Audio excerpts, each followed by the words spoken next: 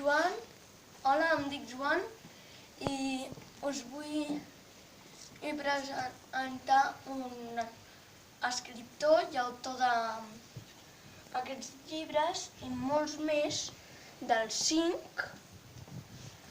I el llibre que a mi he llegit jo i especialment m'ha agradat molt és el 5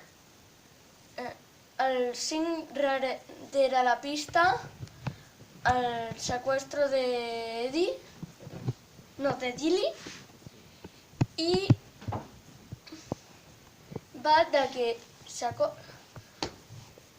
uns dolents apaguen una general elèctrica per treure els seus amics de la presó i els 5 hauran de trobar la manera de detendre'ls i salvar el seu amic Dillian perquè l'ha seqüestrat pensant-se que era un altre noi.